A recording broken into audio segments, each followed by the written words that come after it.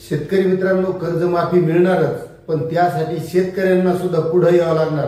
कारण या सरकारनं निवडणुकीच्या अगोदर आश्वासन दिलं होतं की आम्ही शेतकऱ्यांचा 7/12 कोरा करू, मात्र त्यानंतर शेतकऱ्यांनी सुद्धा मागणी करणं गरजेचं होतं की तुम्ही जसं म्हणाले तसं आम्हाला कर्जमाफी द्या, मात्र त्यासाठी पाहिजे तेवढे शेतकरी पुढे येत नाहीत। मात्र आता जो काही शक्तीपीठ महामार्ग होत आहे त्या महामार्गाला जसा विरोध होत आहे तसं शेतकऱ्यांची तिथं मागणी सुद्धा जोर धरत आहे की शक्तीपीठ महामार्ग नको, पण आम्हाला कर्जमाफी द्या।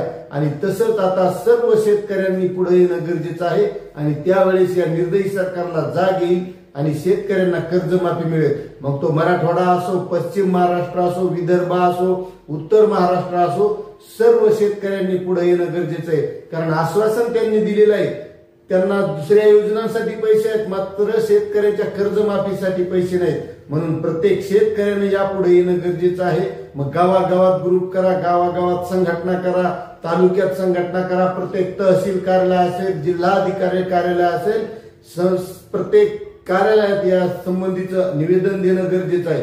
कारण जोपर्यंत शेतकरी पुढे येत नाही, शेतकऱ्याच्या भावना समजत नाहीत, तोपर्यंत ही कर्जमाफी मिळणार नाही।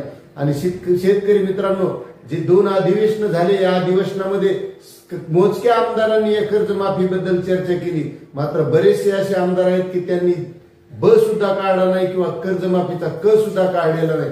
कारण त्यांना या कर्जमाफीहून काही घेणत नाही। कर्जमाफी जर शेतकऱ्यांना मिळाली तर यांना काय मिळणार आहे? यांच्या मागण्या असतात रस्ते, नाल्या, सभागृह, या गोष्टी मागितल्या जातात। मात्र शेतकऱ्यांचा पीक विमा असेल, कर्जमाफी असेल, या गोष्टीवर पाहिजे तेवढी मागणी हे आमदार पण करत नाहीत। आपण यांना निवडून दिलं, यांचं काम आहे की शेतकऱ्यांच्या ज्या समस्या आहेत त्या तिथं मांडणं। आणि महत्वाची गोष्ट म्हणजे काही मोजके सत्ताधारी आमदार आहेत, यांनीच हा प्रश्न पुढे रेटला होता। मात्र या निर्दयी सरकारनं कर्जमाफीवर कोणताही विचार केलेला नाही। आणि जर हा विचार करायला भाग पाडायचा असेल तर शेतकऱ्यांना आता पुढे येण्याची गरज आहे, तेव्हाच कुठेतरी कर्जमाफी मिळू शकते। आणि आपल्या याबद्दल काय प्रतिक्रिया आहेत नक्कीच कमेंट करा। चॅनलवर नवीन असाल तर सबस्क्राईब करा। धन्यवाद।